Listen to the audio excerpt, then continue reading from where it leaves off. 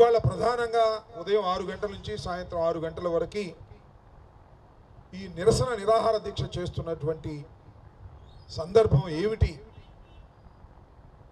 ఎందుకు చేస్తున్నాను అనే విషయాలను మీ అందరికీ మరోసారి గుర్తు చేయవలసినటువంటి అవసరం ఉందని నేను భావిస్తున్నాను.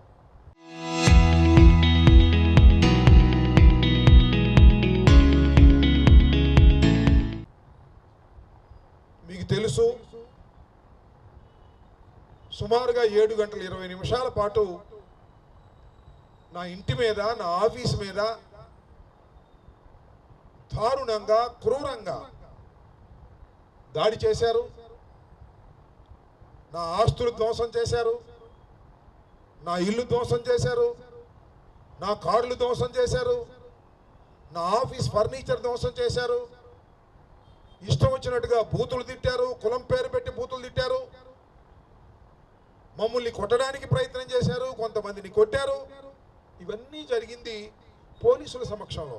నేను మీ అందరికీ మనవి చేస్తున్నా, ఈ 7 గంటల 20 నిమిషాల సేపు జరిగినటువంటి దాడి పోలీసుల సమక్షంలో. అంతేకాదు, మీడియా మొత్తం లైవ్ ఇస్తున్నటువంటి సందర్భంలో, ఏదో ఒక టీవీలో లైవ్ వస్తూనే ఉంది. ఇవాళ యూట్యూబ్లో కొట్టి చూస్తే ఎవరెవరు దాడి చేశారో అవన్నీ కనిపిస్తాయి. నేను పేర్లు ఏం చెప్పాల్సిన అవసరం కూడా లేదు.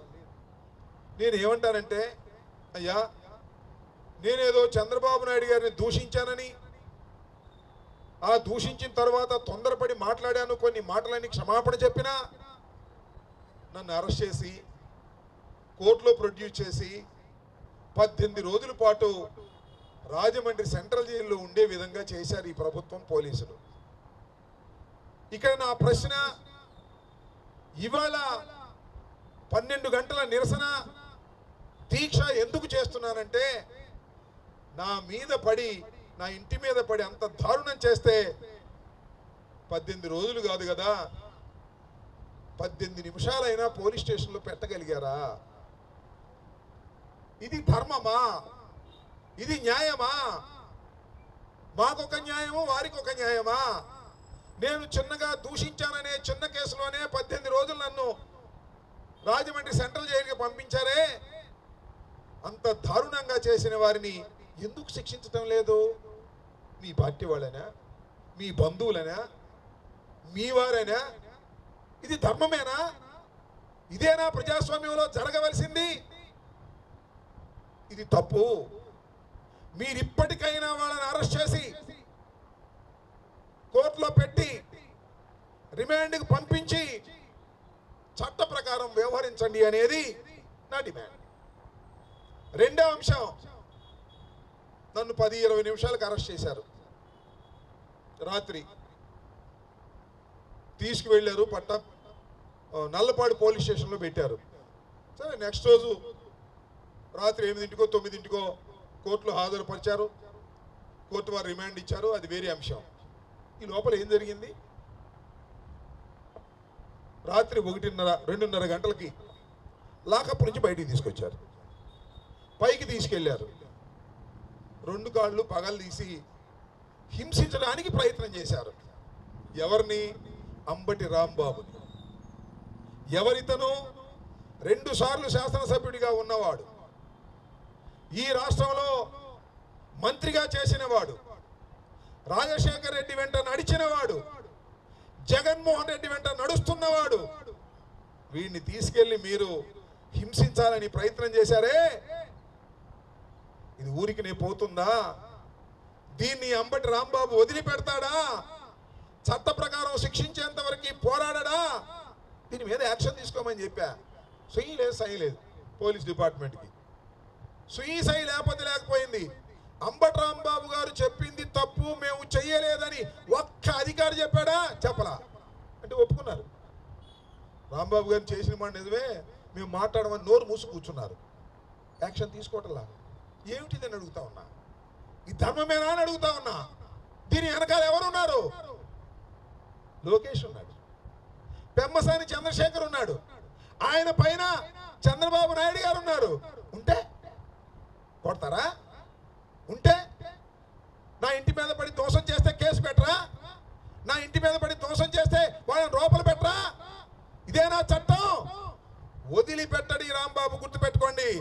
నేను ఇక్కడి నుంచి హెచ్చరిస్తున్నా, పోలీసు అధికారులకు హెచ్చరిస్తున్నా, చంద్రబాబుని హెచ్చరిస్తున్నా, లోకేష్ని హెచ్చరిస్తున్నా, పెమ్మసాని చంద్రశేఖర్ని కూడా హెచ్చరిస్తున్నా. ఏదో 12 గంటల నిరాహార దీక్ష చేసి ఇంట్లోకి వెళ్ళి పడుకుంటాడు అనుకుంటారో ఈ రాంబాబు, ప్రాణం పోయినా వదిలిపెట్టను. ఆ అధికారులను శిక్షించేంత వరకు, నా ఇంటి మీద దాడి చేసిన వారిని జైల్లో పెట్టేంత వరకు నా పోరాటం వివిధ రూపాల్లో సాగుతూనే ఉంటుంది. గుర్తుపెట్టుకోండి. పెమ్మసాని చంద్రశేఖరు, చంద్రబాబు, లోకేష్ గుర్తుపెట్టుకోమని మనం చేస్తున్నా. ఈ కుట్రదారుడు ఎవరయ్యా? ఏ అనుమానం లేదు, పెమ్మసాని చంద్రశేఖర్. ఎప్పుడైనా ఉన్నాయా గుంటూరులో ఇలా దాడులు? ఎప్పుడైనా ఉన్నాయా? ఎంతమంది మంత్రులు చేశారు గుంటూరులో? ఎంతమంది శాసనసభ్యులు చేశారు? ఎప్పుడైనా ఏదో ఘర్షణ ఉంటే ఆ ఎన్నికల సమయంలోనో ఆ బూతుల దగ్గర అట్టా ఇట్టా నెట్టుకోవడం తప్ప ఇళ్ల మీద పడి దాడులు చేసే సంస్కృతి ఈ గుంటూరులో తీసుకొచ్చింది పెమ్మసాని చంద్రశేఖర్. గుర్తు పెట్టుకో. దీనికి ప్రతిఫలం చట్టబద్ధంగా నువ్వు అనుభవిస్తావని కూడా ఈ సందర్భంగా చెప్పదలుచుకున్నా. కొత్త పిచ్చోడు కదా, పొద్దురగడు, అమెరికా నుంచి వచ్చాడు, మంచి క్యాష్ పార్టీ. ఒక్కసారి పార్లమెంట్ సభ్యుడు అయిపోయాడు, ఆ తర్వాత కేంద్ర మంత్రి అయిపోయాడు. రోజు పండగ అనుకుంటున్నావా? పండగ 2 రోజులు కూడా వస్తాయి, ఎప్పుడు శాశ్వతం కాదు. పెమ్మసాని చంద్రశేఖర్ గారు అయితే పెమ్మసాని చంద్రశేఖర్ ఒకటి తెలుసు, ఇక్కడిక్కడ ఎన్ని తగాదాలు పెట్టినా మన పొరపాటును ఓడిపోతే స్పెషల్ విమానంలో వెళ్ళిపోతాడు అమెరికాకి. ఇక్కడ మనం కొట్టుకుపోవాల్సింది, గుర్తుపెట్టుకోండి. తెలుగుదేశం వాళ్ళకి కూడా చెప్తున్నా. ఇంత దుర్మార్గమైనటువంటి కార్యక్రమాలు చేసినటువంటి పెమ్మసాని చంద్రశేఖర్ని కానీ, ఆయన కేంద్ర మంత్రి అయినా ఏ మంత్రి అయినా, లోకేష్ని కానీ చంద్రబాబుని కానీ వదిలిపెట్టే ప్రశ్నే లేదు. రోజులు ఎప్పుడు ఇలాగే ఉంటాయని అనుకోకండి. ఇప్పటికైనా జ్ఞానం తెచ్చుకొని అధికారులు ఇద్దరిని సస్పెండ్ చేయండి, చట్ట ప్రకారం ముందుకు కదలండి.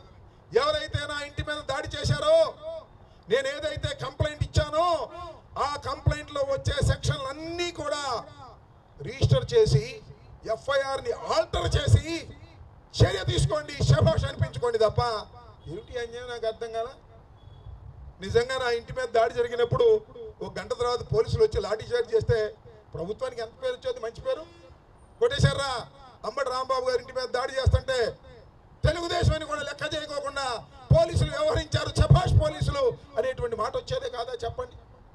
ఎందుకు ఈ దారుణానికి పాల్పడ్డారు? భయపెట్టాలనుకుంటున్నారా? వైఎస్ఆర్ కాంగ్రెస్ పార్టీ కార్యకర్తల్ని భయపెట్టాలనుకుంటే అది మీ పొరపాటు. అందులోనూ అంబటి రాంబాబును భయపెట్టాలనుకుంటే మరింత పొరపాటు అని మనం చేస్తున్నా. దీనికి ధైర్యంగా ఎదుర్కొనేటటువంటి శక్తి మాకు రాజశేఖర రెడ్డి గారి దగ్గర నుంచి వచ్చింది, ఇప్పుడు జగన్మోహన్ రెడ్డి గారి దగ్గర నుంచి వచ్చింది. వదిలిపెట్టనంటే వదిలిపెట్టను, నేను గుర్తుపెట్టుకోమని మనం చేస్తున్నా. ఈ పోలీస్ డిపార్ట్మెంట్కి చెప్తున్నా, లోకేష్కి చెప్తున్నా, పెమ్మసానికి చెప్తున్నా, చంద్రబాబుకు చెప్తున్నా, ఇప్పటికైనా మర్యాదగా చట్టబద్ధంగా వ్యవహరించే కార్యక్రమాలు చేయండి. ఏదో 12 గంటలు కూర్చున్నాడు వెళ్ళిపోయాడు, వెళ్ళడట, వదలనట. మీ సంగతి తేలుస్తా, ప్రాణాలకు తెగించైనా మీ సంగతి తేలుస్తా. చట్ట ప్రకారం చర్య తీసుకునేంత వరకు నా పోరాటం ఆగదని కూడా ఈ సందర్భంగా నేను మనవి చేస్తున్నా. మరి 6 గంటలకు కూర్చున్నా, ఖచ్చితంగా 6 గంటలకి, మళ్ళీ 6 గంటలకు లెగుస్తా. బొత్స సత్యనారాయణ గారు కౌన్సిల్ నాయకుడు, ఆయన వస్తున్నాడు. ఇంకా అనేక మంది పెద్దలు సాయంత్రానికి ఇక్కడికి వస్తారు. వాళ్ళందరి సమక్షంలో నేను 12 గంటల నిరాహార దీక్షని విరమిస్తాను. ఆ తర్వాత మళ్ళా నా కార్యాచరణ ఉంటుంది, వదిలిపెట్టే ప్రశ్న లేదు. అటు న్యాయ పోరాటం చేస్తా, ఇటు ప్రజా పోరాటం చేస్తా, ప్రజల్లోకి వెళ్తా. న్యాయం జరిగేంత వరకు కూడా ఈ పోరాటం ఆగదు, ఈ ఎత్తిన చెయ్యి దించను అని కూడా ఈ సందర్భంగా నేను మనవి చేస్తూ, ఇవాళ నేను మీ ద్వారా అందరినీ కోరుకుంటున్నా, మీడియా ద్వారా అందరినీ అడుగుతా ఉన్నా. నేను చేస్తున్నది ధర్మ పోరాటం. నేను ఫ్రాక్షనిస్టును కాదు. నేను ఎవరిని కొట్టలేదు నా రాజకీయ జీవితంలో, ఎవరిని హత్యలు చేయలేదు, ఎవరి మీద దాడులు చేయలేదు, దాడులు ప్రోత్సహించను కూడా లేదు నా రాజకీయ జీవితంలో. అలాంటి నా మీద ఈ రకంగా దాడి చేయటం, నా కుటుంబం మీద దాడి చేయటం, నా భార్య పిల్లల మీద దాడి చేయటం సమంజసమేనా? ఇలా దాడి చేసిన వారిని శిక్షించకపోవటం ధర్మమా? ఆలోచన చేయమని అడుగుతా ఉన్న విఘ్నులైనటువంటి న్యూట్రల్ ప్రజానీకాన్ని, విఘ్నులైనటువంటి రాజకీయ పార్టీల్ని కూటమిలో తీసేయండి.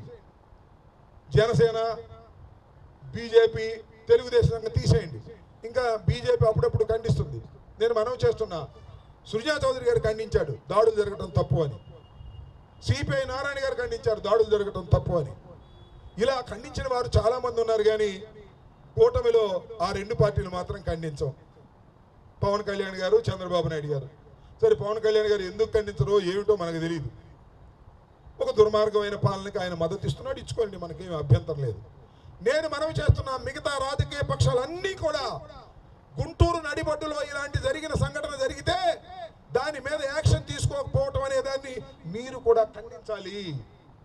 ఖండించడం ద్వారా ప్రజాస్వామ్యాన్ని కాపాడుతున్నామనే భావన తీసుకురావాలని మీ అందరినీ కూడా విఘ్నులైనటువంటి మిగతా రాజకీయ పార్టీలని, విఘ్నులైనటువంటి ఆంధ్ర రాష్ట్ర ప్రజానీకాన్ని, న్యూట్రల్గా ఉండే ప్రజానీకాన్ని నేను కోరుతున్నాను. నేను చేసే ఈ సుదీర్ఘకాలపు ధర్మ పోరాటానికి మీ అందరి మద్దతు కావాలని కూడా, ఇది సుదీర్ఘకాలం సాగుతుందో లేదు నెల రోజుల్లో ముగిస్తారో అది ప్రభుత్వం తేల్చుకోవాలి. అందరి మీద కేసు పెట్టి ఎఫ్ఐఆర్ ఆల్టర్ చేసి రిమాండ్కి పంపితే శభాష్.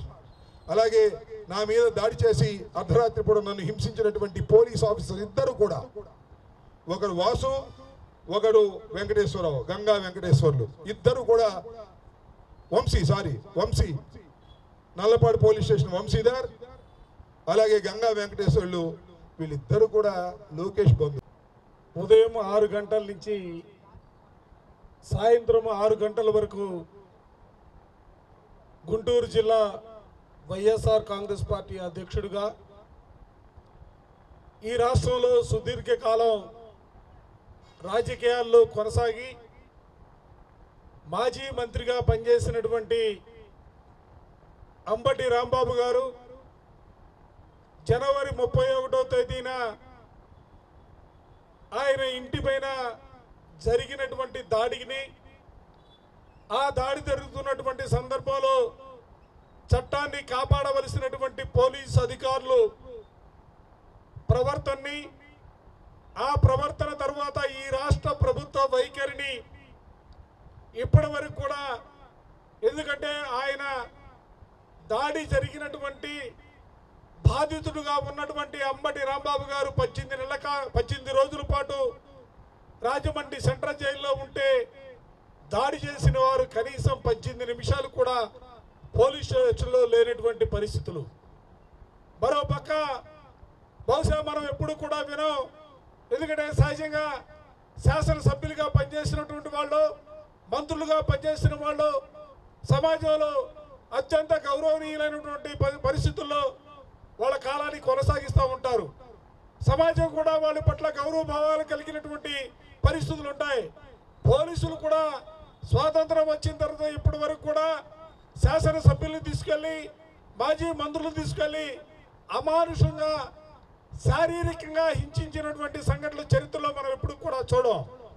కానీ రాంబాబు గారి మీద ఆ రోజు అరెస్ట్ చేసిన తర్వాత అర్ధరాత్రి ఆయన్ని శారీరకంగా హింసించినటువంటి వైనం చరిత్రలో మనం ఎప్పుడు కూడా మర్చిపోలేనటువంటి పరిస్థితులు. సీనియర్ సిటిజన్గా ఉన్నటువంటి, సుదీర్ఘకాలం రాజకీయాల్లో ఉన్నటువంటి దట్టు రాజశేఖర రెడ్డి గారి శిష్యుడుగా, రాజశేఖర రెడ్డి గారితో పాటుగా రాజకీయాలు కొనసాగించినటువంటి వ్యక్తిగా నేడు వైఎస్ఆర్ కాంగ్రెస్ పార్టీ అధినేత జగన్మోహన్ రెడ్డి గారితో పాటుగా నడుస్తున్నటువంటి రాంబాబు గారి మీద దాడి జరిగిందంటే, రాంబాబు గారిని పోలీసులు హింసించారంటే నిజంగా జనం కూడా ఎవరు కూడా నమ్మలా. ఎందుకంటే ఫైర్ బ్రాండ్గా రాంబాబు గారు ఎప్పుడు కూడా ఈ రాష్ట్రంలోనూ దేశంలోనూ జరుగుతున్నటువంటి రాజకీయ పరిస్థితుల గురించి, సమాజంలో జరుగుతున్నటువంటి అన్యాయాలపైన, ప్రజాస్వామ్య విలువలకి విఘాతం కలిగినప్పుడు ఎప్పుడు కూడా తన నోరు పెట్టి తన నోటితో నిజాన్ని నిర్భయంగా మాట్లాడగలిగినటువంటి పరిస్థితుల్లో రాష్ట్ర రాజకీయాల్లో ఒక ఫైర్ బ్రాండ్గా పేరు పొందినటువంటి వ్యక్తి రాంబాబు గారు. నిజంగా రాంబాబు గారి మీద ఇంటి మీద దాడి జరిగిందని ఒక పక్క, మరో పక్క రాంబాబు గారిని పోలీసు స్టేషన్లో హింసించారని మరో పక్క ప్రజలందరూ కూడా ఆలోచనలో పడ్డారు, ఆవేదన చెందినటువంటి పరిస్థితులు కూడా మనం చూసాం. ఇటువంటి పరిస్థితుల్లో రాంబాబు గారు తన ఇంటిపై దాడి చేసినటువంటి వ్యక్తులందరినీ కూడా అరెస్ట్ చేయాలని ఒక పక్క, మరో పక్క తనని శారీరకంగా హింసించినటువంటి పోలీసు అధికారులందరినీ కూడా వారిపైన చర్యలు తీసుకోవాలని అనేక విధాలుగా న్యాయస్థానాలను ఆశ్రయించినటువంటి పరిస్థితులు. ఇవాళ అధికారులు కలిసి వాస్తవమైనటువంటి పరిస్థితులు చెప్పి తప్పనిసరిగా ప్రజాస్వామ్యాన్ని పరిరక్షించండి, చట్టాలను పరిరక్షించండి అనే రీతిలో ఆయన ఎక్కిన గడప ఎక్కుతానే ఉన్నాడు, దిగిన గడప దిగుతానే ఉన్నటువంటి పరిస్థితులు కూడా మనం చూసాం. ఈరోజు తప్పని పరిస్థితుల్లో ఉదయం 6 గంటల నుంచి సాయంత్రం 6 గంటల వరకు కూడా తనకు జరిగినటువంటి అన్యాయం పైన చర్యలు తీసుకోవాలని ఇవాళ ఆయన ధర్మ పోరాటం చేస్తున్నటువంటి పరిస్థితులు. అంటే అంబటి రాంబాబు గారు ధర్మ పోరాటం చేస్తున్నారంటే అది అంబటి రాంబాబు గారు వ్యక్తిగతంగా చేస్తున్నటువంటి పోరాటం కాదని, అది వైఎస్ఆర్ కాంగ్రెస్ పార్టీ పోరాటంగా దయచేసి భావించమని చెప్పి నేను అధికారులు కోరుతా ఉన్నా, ప్రభుత్వానికి విజ్ఞప్తి చేస్తా ఉన్నా.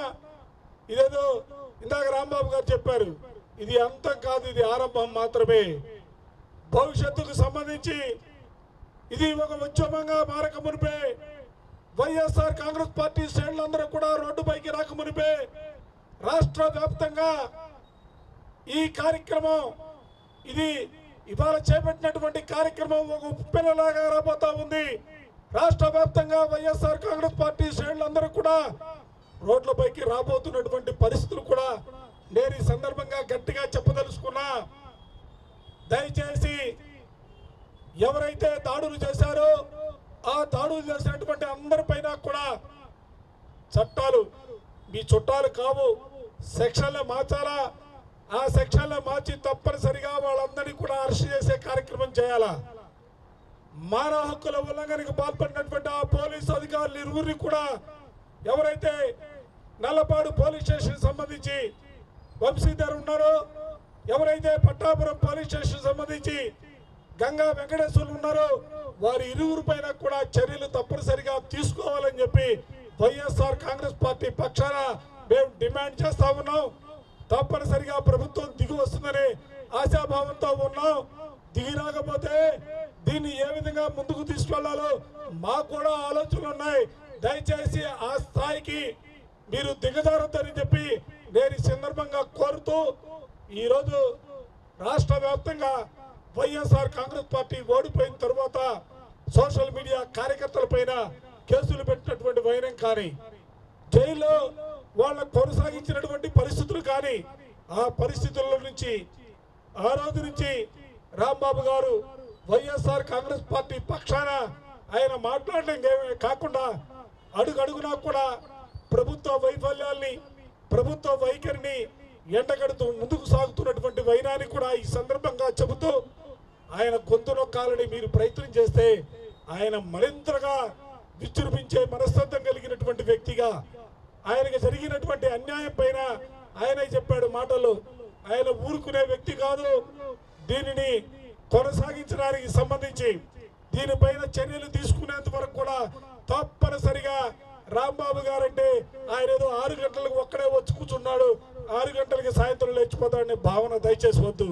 ఇది పార్టీగా వైఎస్ఆర్ కాంగ్రెస్ పార్టీగా రాంబాబు తీసుకునే ప్రతి కార్యక్రమంలో కూడా పార్టీ ఆయనకి వెన్నంటే ఉంటుందన్న అంశాన్ని కూడా ఈ సందర్భంగా చెబుతూ 6 గంటలకి కార్యక్రమాన్ని ప్రారంభించినా కూడా పెద్ద ఎత్తున తరలి వచ్చినటువంటి వైఎస్ఆర్ కాంగ్రెస్ పార్టీ కార్యకర్తలకి, నాయకులకి, ప్రతి ఒక్కరికి కూడా పేరు పేరున హృదయపూర్వకమైనటువంటి నమస్కారాలు తెలియజేస్తూ సెలవు తీసుకుంటా ఉన్నాం.